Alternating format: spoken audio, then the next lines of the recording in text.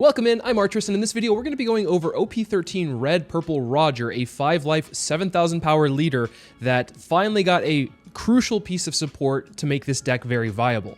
But before we go over this leader and the deck list, if you're new to the channel, please make sure to hit the sub button and give the video a thumbs up if you enjoy it. It helps out the channel so much. Thank you all for the support. We just hit 10,000 subscribers, so thank you everyone for helping out in that regard. We'll have a giveaway very soon, so stay tuned for that. Additionally, if you'd like to talk about the One Piece card game outside of the YouTube comments, make sure to join the Discord community. The link for that is in the description below. So if you're unfamiliar with Roger, he's actually a very unique leader that has a couple of weird stipulations that he has to hit in order for him to get full power. The first part of his effect says if you have any Dawn cards on your field, give one Dawn card that would be added during your Dawn phase to your leader. So if you're going, for instance, normally to 5 Dawn from 3 to 5, you would be getting a full 5 Dawn to play with any other leader. But with this leader, you only get 4, and that one that does come out for the 5th gets attached to your leader, so you actually swing for 6. This effect takes place every time that you ramp up, going all the way up until 10. Once you have your full 10 Dawn, you don't have to do this effect anymore. Then once you hit 10 Dawn, you become a 7k leader. Up until that point, you are 5,000 power on defense, 6,000 power on attack because of the fact that you get that one attached every turn. So as you can imagine, trying to get to 10 Dawn as fast as possible is the name of the game here. And also, once you get to that 10 Dawn, it's really hard for your opponent to start cracking through a 7k leader, especially if you're going against aggro decks. Typically with the Roger build, you'll see a lot of people running the 10 cost Rush Shanks, which gives a minus 1,000 power blanket effect to the opposite side of the field. However, I don't really like that card too much in this deck list. In fact, I'm trying to maximize the amount of times we can be a 9k leader, because obviously being a 7k leader is really strong. But if you remember back with Black Yellow Luffy, being a consistent 9k leader every turn was really hard for a lot of people to get through. That also applies to Roger, being a 9k leader, really hard for a lot of people to break through. Plus, you're also establishing these really tanky bodies that swing for 10,000 the turn after. So with all that in mind, let's quickly go over the deck list here. I am running 2 of the 5-cost 6,000 power Silver's Rayleigh blocker from OP09. This is an on-play if your opponent has 2 or more characters with an original power of 5,000 or more, draw 2 cards and discard 1 card from your hand. This card I really enjoy playing late game, especially if your opponent has established a pretty big threat that you might not be able to counter out of. One thing with the Roger deck to keep in mind is that you don't have a lot of card advantage. So your card advantage comes from taking your life and hopefully stalling out long enough to be able to draw into counter from that point on. Of course, filtering your hand in the later stages of the game is really nice to be able to get rid of some of the bricks you might have. And of course, your opponent doesn't really expect you to be running too many blockers in this deck. In fact, Roger usually doesn't run too many blockers, just a lot of big beefy boys and some counter to be able to protect himself. But Silver's Rayleigh is at least a nice way to prevent a big attack from coming through. The other thing here is that this card is searchable because it is a Roger Pirates type, and you have the 1-cost Shanks Searcher, which can find it if you need it. Next, I'm running a playset of the 6-cost 4,000 power Uta 2k counter, which says if you have a character with 10,000 power or more, give this card in your hand -4 cost. You do have quite a lot of characters that will be 10,000 power or more, so you can play this down for 2. Of course, we're trying to block her up in the later stages of the game, and a really strong play that you can have with the new 8-cost promo Roger is on 10, play this 8-cost Roger down, and then play the Uta. So you're establishing a 10,000 power body, you're going to 9,000 power as a leader, and you have a blocker to be able to protect at least 1 attack if you need to use it. Otherwise, this is a great 2k counter. Just the amount of flexibility here is the reason why we have it at 4. As I mentioned in this list, I want to be a 9k leader as much as possible, so we are running a playset of the 9-cost Edward Newgate. This is an on-play up to one of your leader gains plus 2,000 power until the start of your next turn. Then you cannot add cards from your life area to your hand by your effects during this turn. That's mostly for the, I think, OP03 Newgate, or maybe OP02 Newgate. I can't remember exactly when that came out. I think it's OP02.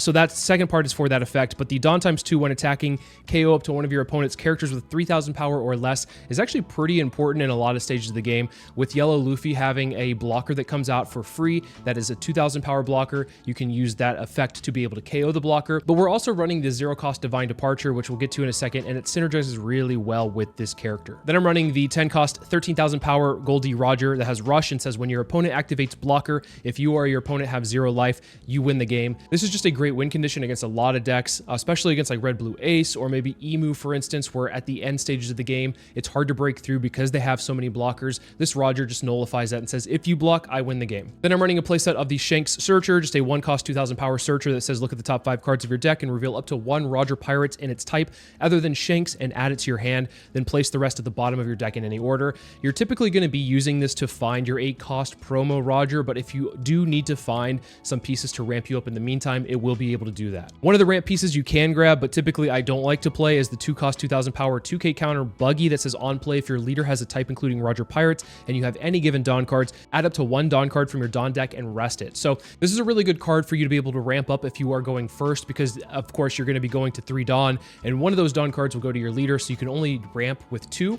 So the Buggy can fit in really nicely there. Typically though, I'm going to want to keep this in hand and use a different card to ramp up to, which we'll get to in a second. With this deck, I like to go second because of the fact that your curve fits just a little bit better here, and the Douglas Bullet is a great card to be able to ramp up on curve. So if you are on your 4 Dawn turn, one of those goes to your leader, the other 3 can be used to play the Douglas Bullet, which says if you have 8 or more Dawn cards in your field, this character gains plus 2,000 power, and then on play, if your leader has a type including Roger Pirates, add up to 1 card from your Dawn deck and rest it. So just a great way to ramp up and get you ahead of the curve. With purple, we have to run Usohachi, just one of the best 2K counters in the game, and obviously, in my opinion, the best 2K counter in purple. Just being able to rest a character that is 5 cost or less can help you go for game in situations where maybe they have blockered up and you need to get past that blocker. You don't have the 10 cost Roger, maybe you're not even at 0 life, maybe you don't have the Silver Israeli rush unit. So this Usohachi has a lot of applications. You can also just trade into bodies as well if you need to. You don't have to rest a blocker always. You can arrest maybe a threat that they have on their side of the field. So Usohachi is a pretty nice card for those reasons. Another unit to help us ramp, especially if we're going first, is the 4 cost Bond Clay.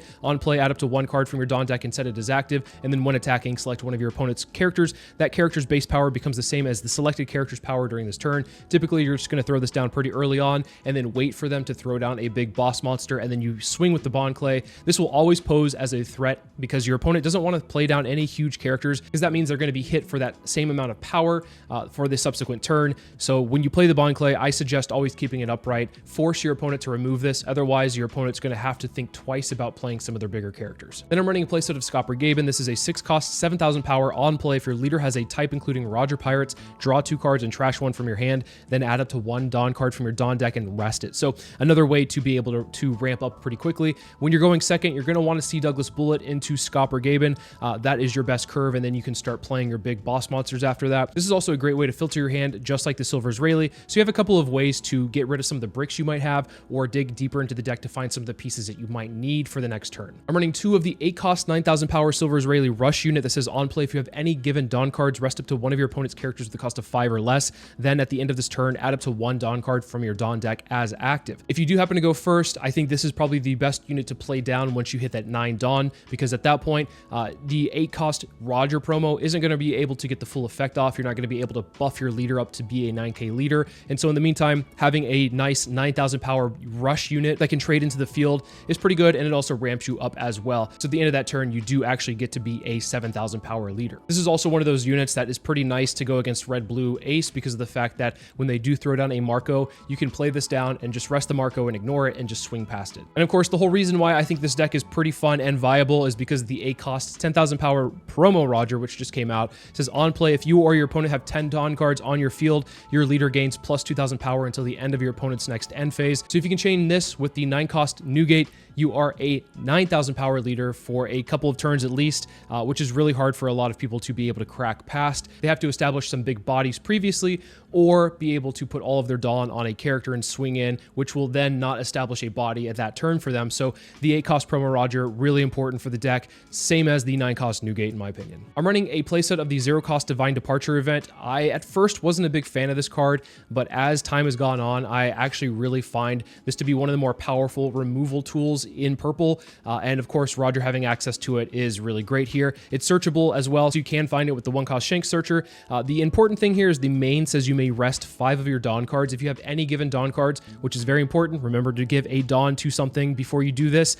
Many times I see people just play this outright and they forgot to give a Dawn, which you don't get the effect if that's the case. But regardless, give up to one of your opponent's characters minus 8,000 power during this turn, so you can trade into pretty much every body pretty easily. What's really nice about this card is it couples very well with the Edward Newgate. So if you put 2 Dawn on the Edward Newgate and then you play the Divine Departure and swing with the Newgate, being able to KO a 3,000 power character or less, that will get a lot of characters into this current meta. So anything up to Law and Beppo, for instance, in green, an 11,000 power character will be able to be popped with Divine Departure and Edward Newgate. You can do that along the lines of any other character that might be a nuisance or pest. You don't always have to use that effect though. The second part of the effect is counter. You may trash 1 card from your hand. Up to one of your leader or character cards gain gains 3,000 power during this battle, so a nice way to pitch bricks and stay healthy. And finally, I'm running a playset of the 1-cost event. Guess we'll have another scrap. You can only risk death while you're still alive. There's 2 parts to this card. One, you can use this as a ramp unit, so main, you may rest one of your Dawn cards. If your leader is Goldie Roger and you have any given Dawn cards,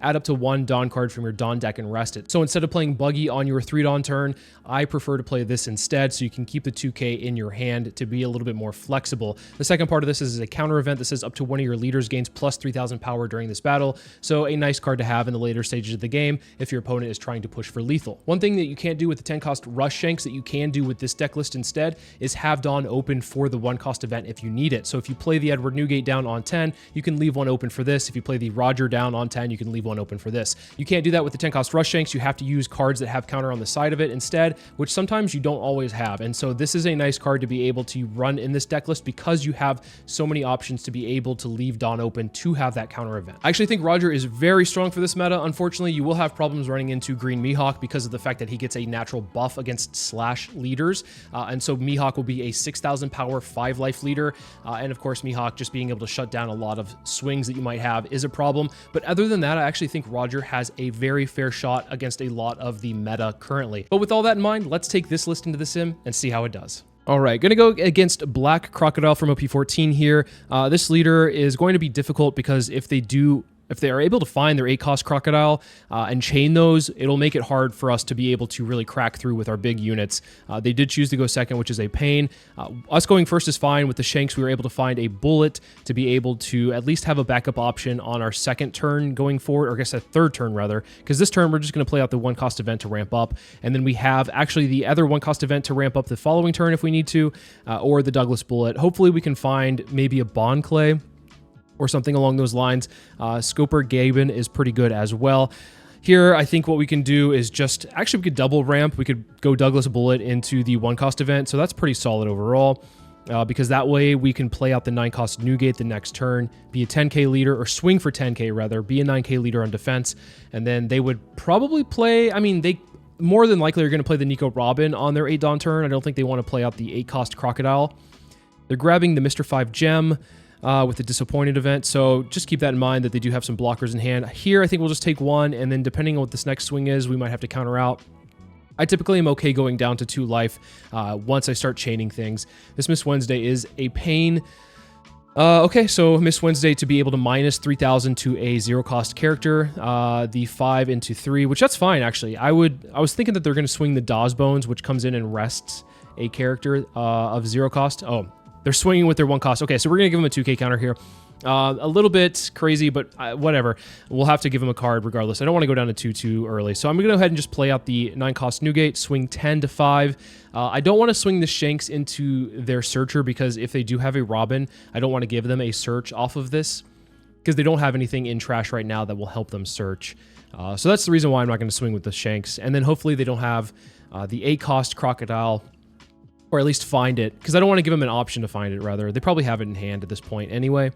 But we do have a couple of turns where we're going to be a 9k leader because we have the 9-cost Newgate into 8-cost Roger, and we also have the Uta. So next turn depends on what they establish. If they establish like a really wide board, we might want to consider playing 8-cost Roger into the Uta so we have a blocker ready to go. If they had a Miss Valentine 2k counter on the field, like if they play Robin this turn and bring that out, we might want to play the blocker down to prevent a trade from happening if they want to minus 3,000 to something. There's the Miss All Sunday, there's the Miss Wednesday. We might want to consider that exact route that I just said, playing out the 8-cost Roger into the Uta, so that way we have a blocker to prevent. Oh my gosh, we'll be able to chain this. But to be honest, I'm not too scared. I think we can just probably play the 9-cost Newgate out regardless and swing another 10 here. I think that's fine. Try to get them down to 1. Pressure them pretty hard. I would imagine they're not going to be able to, or not that they're not going to be able to, but they're probably not going to want to swing into the Newgate, use the Miss Wednesday. They're probably just going to play out the 8-cost Crocodile and freeze both of these units. They could, if they want, try to get a card out of my hand in the process, but I don't think that's necessarily something they're going to want to do. Here, they just crack the Bond Clay, and then bring out a Mr. 5 to be able to filter their hand and also establish a blocker. I wouldn't be surprised if they have the 8-cost at this point. They should. They've taken so much life, and they've been able to filter their hand and draw a lot. So there it is. The 8-cost Crocodile to be able to freeze and character from attacking, and then they also played Patchwork to be able to have that Newgate that's rested not be able to restand. So pretty good overall. Here, I'm just going to swing 11 at lead and force them to either use a blocker or dump their hand. I don't think they want to go down to 0 against my deck because of the fact I do run the 10-cost Rush Roger that wins if anyone's at 0 life and they decide to block, and they blocked as expected. Here, they might want to try to trade into the Newgate, or they could do another turn like they had last time, or maybe they'll just swing 10 into lead. I'll probably take this one, go down to 2 life. And if they want to be able to play out another 8-cost Crocodile, freeze a Newgate, or the Roger rather, they can freeze both, I think. If they do bring this one back out, they can freeze one of the standing ones. They can freeze the 8-cost Roger with another Crocodile. If they want, they can use the Miss Wednesday to reduce, and then swing into the Newgate. This one I'm going to have to protect. If they do have an 8-cost Crocodile and a Patchwork, that's going to be really annoying for us because we've dumped cards to protect a unit that won't be able to swing, but I think it's going to be worth it if that's the case. They swing 8 into the Newgate. I'm going to give them a 2k counter. Here's another Crocodile. Here they're chaining them out. Oh, okay, so at least this Newgate will be able to survive. Interestingly enough, here what I think we do is we can probably just swing 10 first with this Newgate, get some cards out of hand. They probably have Ground Death, the plus 4,000, and a 2k. And then we're going to play the Roger, and we're going to swing 11 into lead here. This will have to be another Ground Death plus a 2k, 1k, which they're very likely to have. But will they have another 8-cost Crocodile to freeze my units here? Even if they did, I don't think they'd be able to freeze everything, and I'd have 2 units to be able to swing, plus also my leader. So they might just want to go for game here. I would actually be very surprised if they didn't go for game because of the fact that they've dumped so many cards, and here it looks like they might be going for game. 11 to lead, we'll take that one. If they go another 11 to lead, I think I just counter out of this one because I don't know exactly if they want to stack all on, it'd be 16. So let's just go ahead and counter out of this one with the 0-cost event, and the 9-cost Newgate, I think is fine. And then if they want to try to swing upwards with any of their other units, I think we should be able to survive this. Another 11. I think we just take this one, and then if they is another 5, so another 11 here, we'll be able to counter out with a 1 and a 2. So yeah, we had enough counter. The 9k leader proving to be pretty strong here. Just a bunch of 11s is not going to be able to be protected. So yeah, they concede. If they had another 8-cost, it could have been close, but I think, that's usually how the way it goes with Crocodile. They usually see 2, somewhere to 3, and then take over a game from there. Purple Doffy is actually a matchup that I feel is favored for Roger, but if they play it well, it can be very difficult to break through. I am going second, so this hand is actually really good for what we need to be able to ramp up. We just need to be able to find some pieces in the meantime, which we have the Scopper Gaben to be able to do that with. So next turn, what we can do is swing into the Sugar, play out a Douglas Bullet, ramp up, and then we can play the Scopper the next turn. They do get an 8-cost Doffy. The thing here is they do have the 10-cost Doffy, which can kill my 8-cost Roger, unfortunately. So we have to at least hopefully find a 9-cost Newgate to be able to establish first so that we have a pretty big threat that they can't interact with. So getting rid of the Sugar is pretty nice there. Playing with the Douglas Bullet, and then this turn they'll probably just play out, the Monet that they picked out so that they can ramp up, go up to 6, or swing with 6, and then play out the 8-cost the following turn. So here we'll just take the 6, and there's the 9-cost Newgate, which we needed so desperately. I think what we do is let's swing 6 first with our leader, see what they do, and then we'll play out the Scopper. Then we'll be able to buff up our Douglas Bullet, because we'll be at 8 Dawn, and then he can swing in for 6. And I think we just get rid of one of the Douglas Bullets because we don't need to be able to play multiple of these. It's not super great the longer the game goes on. You don't want to have multiple Douglas Bullets. 1 on curve is fine. Maybe 1 past curve is fine. We're wanting to find our big units here, which we have one of them at least in the meantime. Here is their 8-cost Doflamingo. And if they want to swing into the Douglas Bullet with their Monet, I'm totally fine with that. I don't really like to protect these units too much if I don't need to. So we'll go ahead and take that 1 hit. And if they want to swing 6 in the lead, I might actually take it. But I think, okay, we'll give them a 2k here. I don't want to go down to 1 quite yet. I think I wanted to bait them, but I think they didn't take the bait there. I wanted to see if they would swing into the Douglas Bull the second time, but oh well. Here, what we'll do is swing 7 first, just to respect the slow beam. Always have to keep that in mind. And then once this attack is either thwarted or goes through, we'll swing 6 with the Douglas Bullet. Then we can play out the 9-cost Newgate because, as I mentioned, if they do have the 10-cost Doffy, just playing this slow beam outright, okay, that's fine. Not a problem there. They'll be able to rest the Douglas Bullet and give us a 1k in the process. That's fine. Then we'll play out the 9-cost Newgate. I'm just going to swing 10 to lead. I don't want to give them the ramp and card draw here with the Monet. So we're just going to ignore the Monet. And on top of that, like they'll probably redirect it eventually. So, I mean, maybe there's an argument to swing into it, but they could also just redirect it into their life. They could redirect it into the 8 cost. There's lots of things they could have done. So let's just force them to take the life or make that redirect. So anyway, this turn being on 9 instead, they're going to play the Virgo out, which is actually pretty scary for us because of the fact that when it swings, it gives a unit minus 2,000 power if they reduce a Dawn when attacking. So keep that in mind. Here, we'll just let the Douglas bullet go. And then if they want to swing into this Scopper, I think I just let it go as well. I don't think it's worth protecting quite yet. You could make an argument to protect it, but there's a lot of cards in hand that we'd have to drop if that's the case. Well, not so much anymore. But regardless here, I think I just let it go. And then I think I actually just might take this 8 cost swing, to be quite honest. I'm not too scared about dying the next turn. So yeah, that's fine. We'll play out the Roger, 8 cost Roger, and I will expect it to go down the next turn with the 10 cost. Anyway, let's try to pick apart their board if we can. It's a little bit difficult to do because obviously they can redirect things. So maybe swinging 10 first will cause them to immediately use their leader ability to redirect it, which they do. They redirect it into the Monet, which is actually pretty good for us because I was hoping it would be anything but the sugar. The sugar's annoying because it means another 5 cost. Okay, so they pitched a 10 cost, which means they have another one in hand. Unfortunate, we're just gonna have to play this Roger down regardless because it's our best play. And then what we can do here is play out a blocker just to be able to protect this Newgate, because if they do play out the 10 cost, pop the Roger, and then swing the Virgo into the Newgate, we're in a lot of trouble. So there's and we can't protect it. We're in a lot of trouble. So there is the 10 cost, of course, coming down, getting rid of the 8 cost Roger. Very annoying, but it is what it is. Here, I'd imagine they probably just swing the 8 cost into lead. And I give them a 1k if that's the case, because I don't want to go down to 0 against this deck. I don't want to go down against any deck, go down to 0, if that's the case. We have a couple of options here. I'm thinking about playing out the Shanks first, but I think the Silver Israeli is probably our best bet regardless, so we can at least get rid of this Virgo if we need to. Swinging 9 into 7 here is pretty important.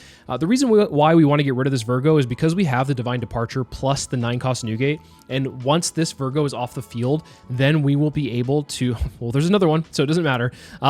We'll be able to pop something for free. So here we're just going to swing 10 into 9, see if they have a 2k. They let the Virgo go. They let that one go as well, meaning their hand doesn't have a 2k in it, or at least maybe they're feigning that they don't have a 2k, but if they were going to protect anything, I think they would protect the 8 cost. So interesting to see that go down. Here, I would imagine they're probably feeling pretty confident to push for game because of the fact I'm not a 9k leader anymore. But if they swing with the Virgo, I'll probably just counter out of that one depending on what they throw down. I left one open for our 1 cost counter event. They're grabbing out the Rosinante from OP10. So I suspect that this play will probably be Virgo into lead. Yep. I'll give them a Douglas Bullet because it's probably the most useless card in our hand right now. I'm not saying it's useless, but it is what it is. And then I think I'm just going to block this one so I don't have to go down to 0. Here's the Rosinante to pitch probably something out to draw some more cards. They didn't have a counter event or just an event in general to pitch. So that's good to see. This is where it gets a little bit interesting because if they do have a slow beam, it's going to be pretty annoying. So I'm just going to go ahead and swing our leader into the sugar.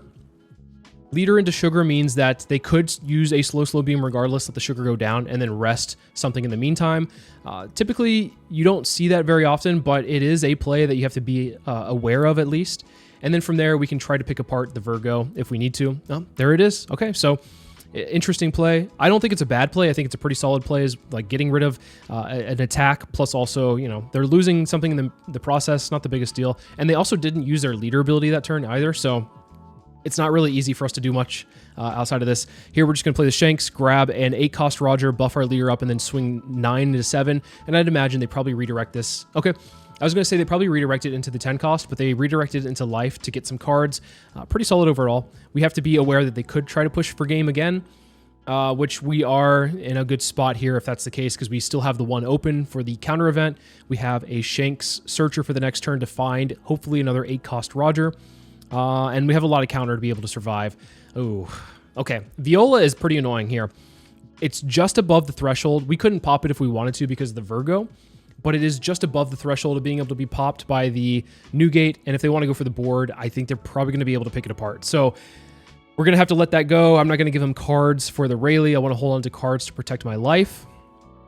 Here they might go 13 into the new gate, and if they go 13 into the new gate, I am 100% protecting this.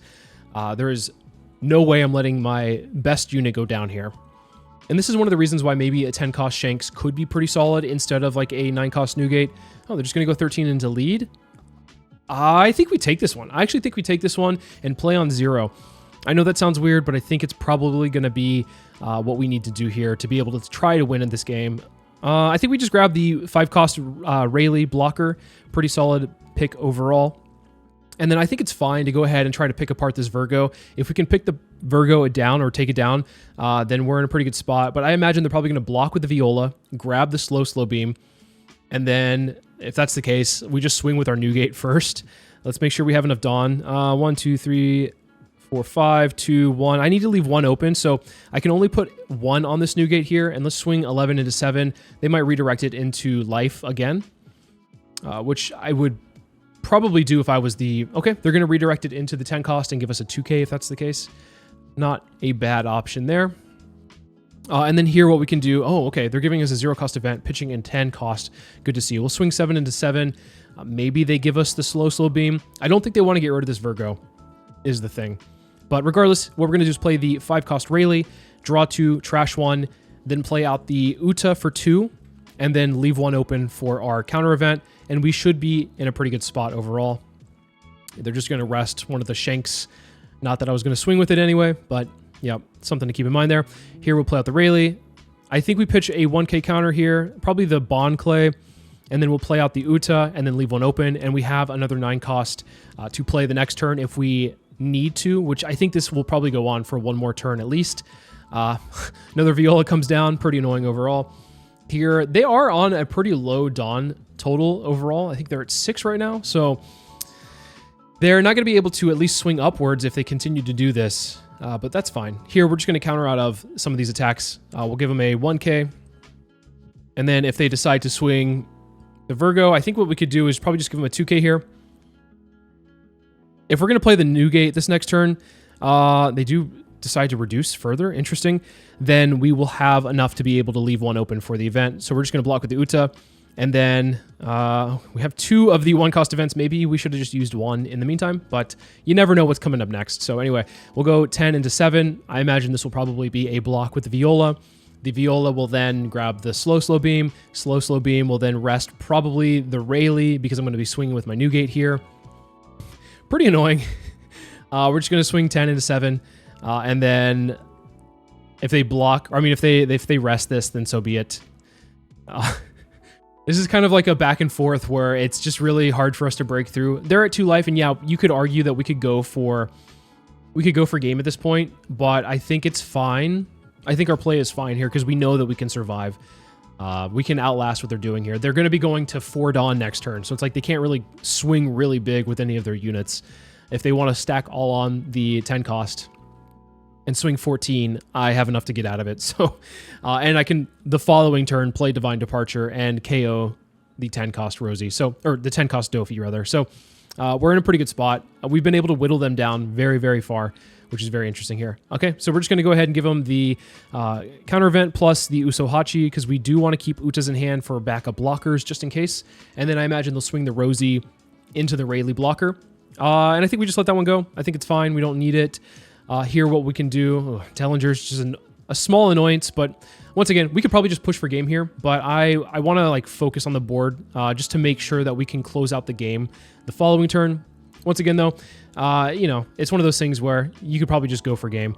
Here, we're just going to go ahead and minus, just to show off the power of Divine Departure. We'll go 12 into 6, clearing out their board in the process, because this will probably be redirected into the Dellinger.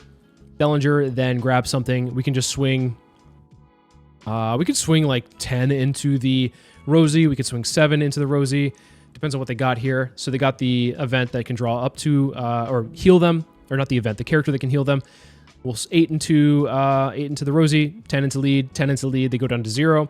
And then here, what we can do is just play out the Uta. I don't think there's a way for them with 4 Dawn, or I guess rather 6 Dawn, for them to rest this Uta. We could have left it in hand and then forced them to swing 11 here, which we would have had enough for sure with the 1 cost event, and they decided to wrap it up at that point. Yeah, we just were able to pick apart their board with the big units, pressure them, and then being able to just show up the Divine Departure is pretty nice as well. All right, going into yellow Luffy, I think this matchup's pretty much in our favor. We just have to find a couple of big boys to be able to play down and buff our leader up.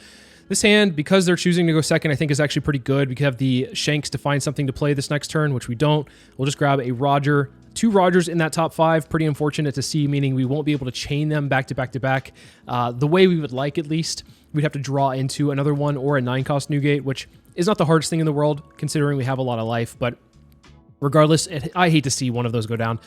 Here's a 6-cost Robin, so maybe they'll see the perfect curve of going a 4-cost into 6-cost Robin, into 8-cost Kid, into 9-cost Bonnie. Just yellow Luffy things. So this next turn, hopefully we can draw into a ramp piece. If we don't, we're going to be a little bit behind, which is going to be unfortunate, but it's not the worst thing in the world. We can still pull out ahead if, you know, just stacking the 8-cost or the 9-cost is good enough for this matchup.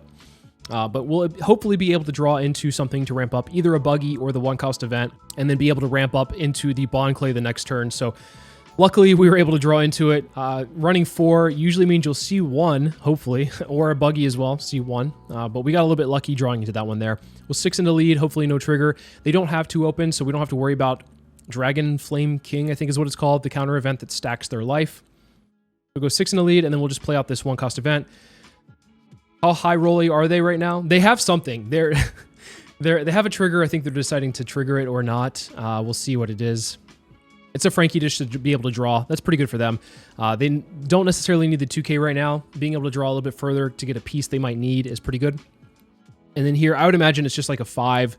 It's probably just like 5 and then play out a 4-cost, which playing Roger, I usually like to just take 1 life a turn anyway, so not a big deal if they do play out a unit and swing 5. We'll usually take it regardless. Some people will say, oh, you should protect your life pretty aggressively against yellow Luffy, but I typically don't. Okay, wow. They don't have a unit to play on 4. Totally fine. We will have to counter out of one of these things. I don't want to counter out a 2K counter, so I'm going to go ahead and just give them a Bond Clay here for this 5K swing, just in case this next swing is a 6. We'll give them a Bond Clay. We have a backup Bond Clay to play, so not a big deal. And we will take this one right here. Okay, so they do swing 5. We'll take this one. Getting a 9-cost is pretty good. That's actually really good because I don't want them to trash this for the next turn, because they're going to be at Robin, or play the Robin this next turn. So whatever is our 4th life will be trashed. Unlucky. We do have an option to play out the 4-cost Bond Clay into a buggy so that we can play out the Newgate the following turn. And I think that's actually a pretty good play. Usually I don't like to play the buggy down. Are they considering countering out of this Lilith? There's no way. Anyway, I usually don't like to play the buggy down because it's losing a 2K in the process, but getting to play a 9-cost Newgate doesn't really mean that we're losing a 2K in the process. It means we're actually gaining 2Ks because of the fact we'll be a 9K leader and we'll be at 7,000 power a lot sooner. So I think that's fine. So here we'll just swing 6 in a lead. I would imagine they probably counter out of this one. They don't usually like to take 2 life back to back. We'll play out the Bond Clay, then we'll play out the buggy. Here it sucks because we only have 4 cards in hand. We're losing one with the Robin, and then we'll probably have to take one with the Luffy, meaning that we'll be down to 2 life. And if they have the 8-cost, there it is. Ripping a Uta blocker does hurt, but that's fine. It could have been worse. But if they do have the 8-cost Kid the following turn into a 9-cost Bonnie, we are in a little bit of trouble. Okay, so we do get an Uta out of life as well. Pretty nice to have one as a backup. Just to be able to have a blocker established against 9-cost Bonnie is pretty important. So here, okay, we have a lot of big boys to play, which is nice to see. We'll swing 10 to lead. We're not going to swing with this Bond Clay just yet. I want to swing with the Bond Clay once they've established either Bonnie, oh gosh, Kikunojo out of life, either a Bonnie or a Kid, which could be this turn, of course. We'll have to see. They might not play it, but I think it'd be in their best interest to play it at least. That way they can start getting within lethal range, or also, they're not playing that, they're playing S-Snake. Interesting to see. On play, when attacking, you may turn 1 card from your top of your life cards face up. Give up to one of your opponent's characters minus 2,000 power during this turn. Not the worst. If I do tap anything sideways like the Newgate, they do have the opportunity to swing into it. I don't hate that play. Actually, it's not that bad. Okay, so, I mean, obviously I would have played 8-cost Kid if I have it. They don't always have it, so, S-Snake is fine. Here, though, I would imagine they probably are just going to be able to swing, probably Kikunojo is their best bet, so that way if I want to swing into it, they gain life in the process. They'll probably just swing like 9 or 10 They left one open earlier in the game, which means they probably have the unblockable event, and they're probably just leaving one open just to be safe. Here, I have to give them 2k, unfortunately, because I don't want to go down to 1, because if they do have Bonnie, then that means that's pretty much a lethal at that point. Here, let's go ahead and play out Roger, swing 9 into lead. We're just going to ignore the Kikunojo. For them to swing with these units, they have to attach Dawn, which means good things for us, which means that they aren't establishing other bodies. And if they are establishing a big body, it means that the bodies on the field aren't swinging. So overall, pretty good here. They are going to play with the Sanji, of course. You might as well. It's a free search. You're able to filter your hand, get rid of a card, and then hopefully find for them, hopefully find a 2k. They did have an 8-cost kid. Okay, interesting to see. I probably would have opted to play that instead of the S-Snake, but maybe they're trying to establish the S-Snake to be able to trade into the Newgate, which is fair. But I think 8-cost kid's probably a little bit better, or scarier in my opinion. I'd be more scared of the 8-cost kid coming down. They do take that 10. What is it? What is it? Another trigger? We'll see. I mean, it has to be, right? Okay, so it's a Flaming Dragon King. They grabbed a Nico Robin, which is the 2k counter, which also is a blocker. I would probably suspect that they're going to be stacking that life with the blocker so that it's going to be hard for us to go for game, which if that's the case, this next turn, ideally, we just swing with the Bond Clay first and then get whatever is on the top of their life to come out, which probably will be the Nico Robin that they just got with the Sanji. Then we can pop it with the Newgate, pushing them down to 0, and then hopefully they don't have another blocker come out of life for the last life. Or maybe it's a beige, or maybe it's a 0-cost event. You never know. But regardless, I think this next turn, we should probably expect them to play a Bonnie and push us down to a low life total. So let's just go ahead and establish the Uta just to prevent us from having to go down to 0, basically. If we go down to 0 against this deck with as little cards as I have in hand, it usually means that we're going to lose. So it's actually a pretty close match because of the fact that we've been denied cards, unfortunately. Okay, so a Bonnie to come down, rip that life, as expected. They might want to swing into my leader, but actually, this is where the S-Snake could come in handy. They could swing into the Newgate, or swing wherever, rather. Minus 2,000 to the Newgate, and then swing the Bonnie into the Newgate. And this I would be forced to block with the Uta. I don't want to have to give them a 1k and a 2k for that. I want to hold on to the cards in hand that I have. Also, I'm not going to be going down to 0 if that's the case, which is a pretty good play on their part, pretty heads up. Because if they have blockers in life and they push me down to 0, I could just play out a Roger, and it's going to be really hard for them to counter out of everything with 3 10s, a 7, and a 13, and 2 life. So, yeah. We'll have to see what they do, though. They are opting to do the S-Snake play, which is pretty heads up on their part. Yep, 5 into whatever. It doesn't really matter. They could go 5 into lead, 5 into Newgate. They're just trying to get the effect off. And there is the Nico Robin. As suspected, they did put that in the top of their life. So that means this Newgate with the 2 Dawn attached to it can pop it. So we need to swing with the Bond Clay first. We're just going to block instantly with the Uta. And because they have the 9-cost Bonnie in the field, the Bond Clay is a 10,000 power swing. So we have 3 10,000 power swings to at least start off with. And they have a lot of cards in hand, which can be a little bit scary here. We'll have to see what they do. Getting that 0-cost event's pretty good, though. I'm a little less scared overall. We'll go 10 into lead, copy the Bonnie, the Bond Clay, copying the Bonnie. They'll probably let this one connect. And if that's the case, we can just go and swing Newgate with 12. And if the Newgate connects, that means they're down to 0, and we can just go the rest on Roger.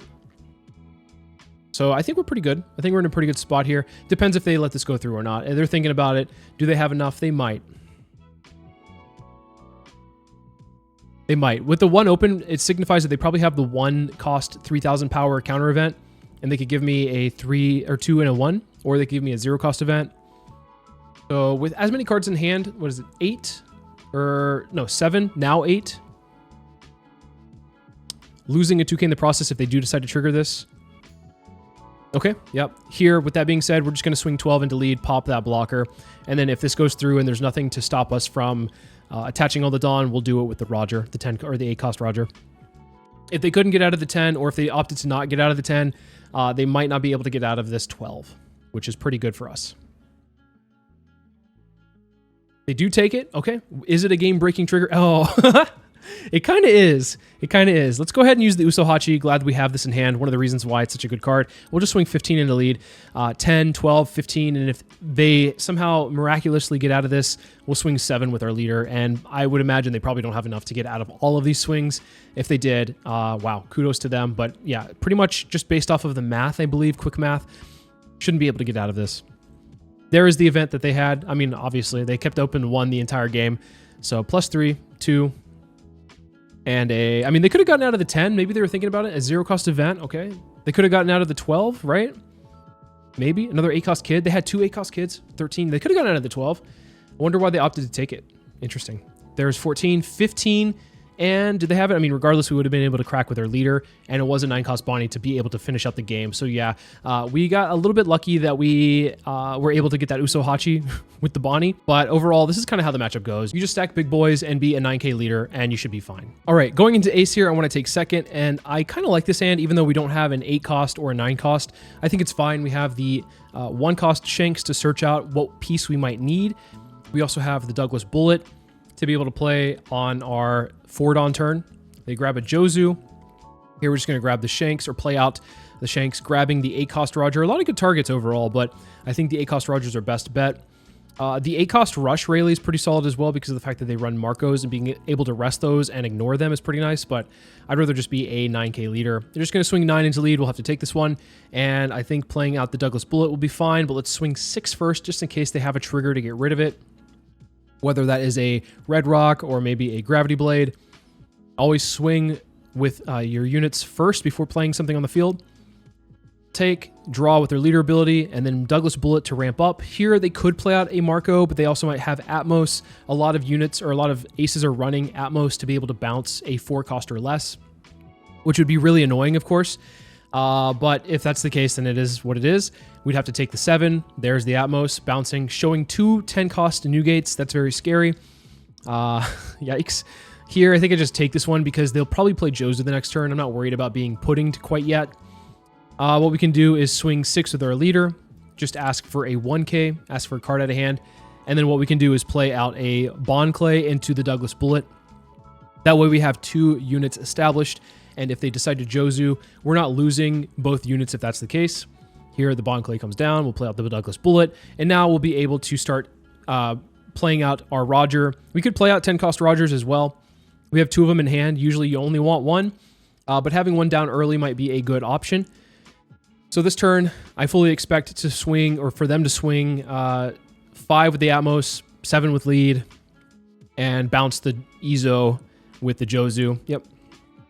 There is the bounce to bounce the Bond Clay, because that is going to be the biggest threat here. Do I want to counter out of these attacks is the question. I kind of am feeling a little bit risky here. We'll take the 7, of course. I think that's fine. I think I just take the 5. I think I take the 5 because of the fact that they're not going to be playing a pudding this turn. They're going to be playing the 8-cost event into Newgate, which we fully should expect. Let's just swing 6 into lead. And then I think what we do is we play out the Roger, leave 1 open for the counter event. And I, like I said, fully expect the 10-cost Newgate to come down this next turn. I don't think I'll be puddinged. If I am, then that sucks, but they're not establishing a 10-cost. So that's fine for me. Here, they're probably just going to take this one. 10 into 6 is a lot of cards out of their hand, and if they want to counter out. And they probably just want to, yeah, take the hit, get their leader ability. That pause right here, where they're like thinking about that before they trigger their leader ability, means that this probably is a Red Rock, but they're thinking about bottom decking the Douglas Bullet or holding onto it for what they probably think is a 10-cost Shanks the next turn, which is one of the reasons why it's nice to be able to have only 8 and 9 costs in the deck, because of the fact that against Ace or Red Rock users in general, they're going to hold on to a Red Rock to be able to get rid of the 10-cost Rush Shanks, but since we aren't rushing it or using it, it doesn't really matter. They're going to have to hold off on that Red Rock if that's the case.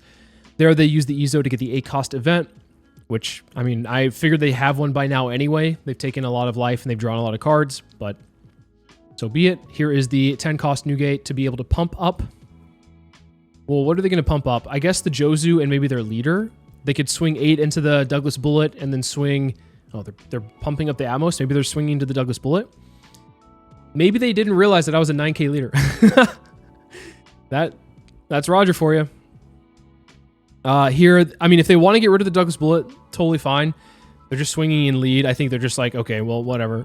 They might be just like inting a little bit. 8 into 9, yeah. They're letting the Douglas Bullet, okay, they know that they're just messing around. They let the Douglas Bullet live, which is probably going to come back to bite them in the butt a little bit, because this Douglas Bullet's going to be asking for cards at hand. Anyway, this turn I'm just going to swing 10 first to see if they snap block. If they decide to block with the Newgate, then what we can do is end up swinging or Divine Departuring it. Perfect. They decide to block. I'm going to go ahead and Divine Departure this, get it down to 4,000, and we're going to swing 8 into 4,000. This will require a lot of cards out of hand. It'll require 3, so a brick, a 2K, and a 1K, and then we'll follow it up with either an 8 or a 9 from the Douglas Bullet, which is one of the reasons why they should have just gotten rid of the Douglas Bullet, because then this would not have been the case. So yeah, here, thankfully, they're able to counter out of this one, and we will show them that leaving the Douglas Bullet up is a problem. I think that they just want to pressure me down to 0, because I think the fact that they're swinging like that means that they were probably just like thinking about getting to a Roger point. They probably have Roger in their own hand. And if I was going to block her up, which I don't have too many blockers anyway, then they could just push for game. But here, since they do have another 10 cost, I would expect the 10 cost to come down. Probably one of their better plays, unless there's the Red Rock. Okay, they're going to try to get rid of a unit of my own. So I got rid of one of theirs. They're going to get rid of one of mine. And they might want to, okay, I was going to say they might want to swing into the Douglas Bullet here. 7 into lead. I'll give them a 1K. And if they want to swing into the Douglas Bullet, then I'm going to give them a 1K regardless. Yeah, let's go ahead and just protect this. And then what we can do is play the 8 cost Silver's Rayleigh. We don't have another backup unit to be able to make us a 9K leader. So let's go ahead and just rest this Marco. Swing 6 into lead.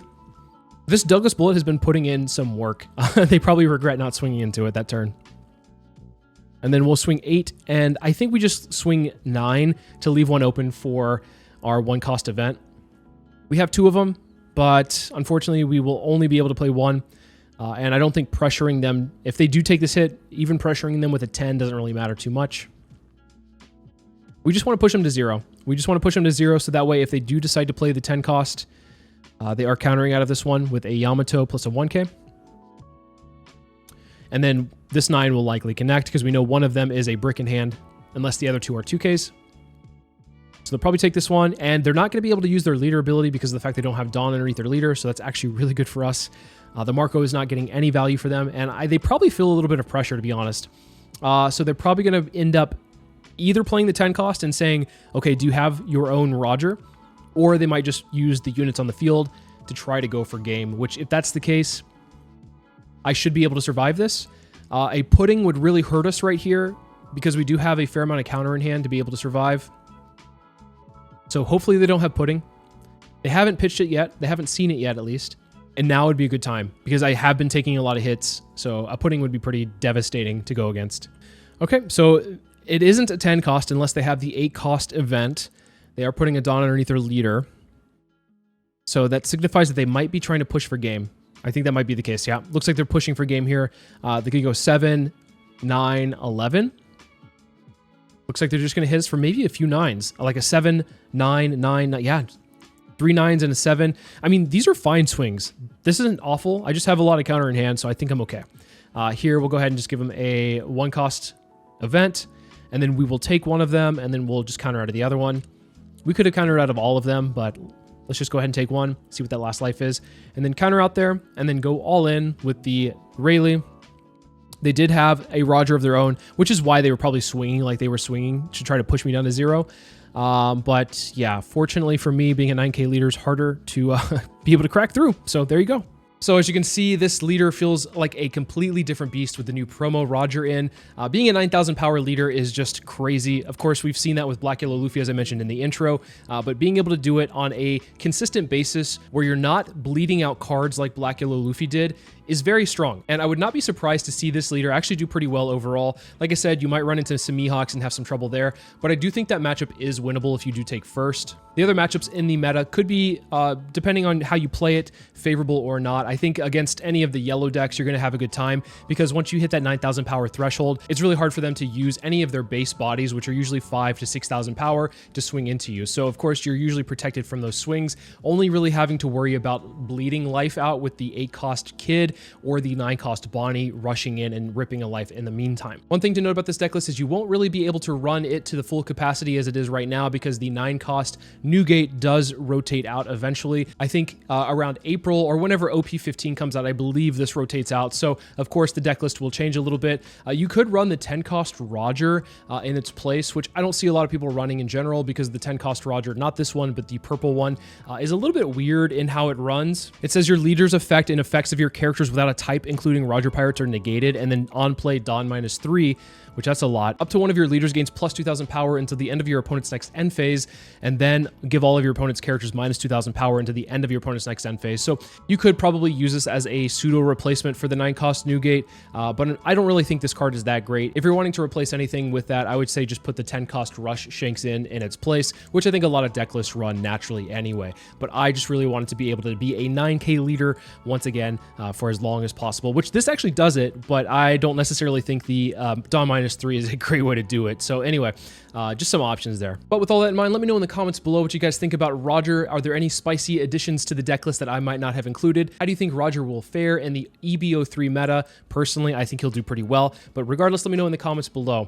As always, thank you guys so much for watching, and I'll see you in the next video.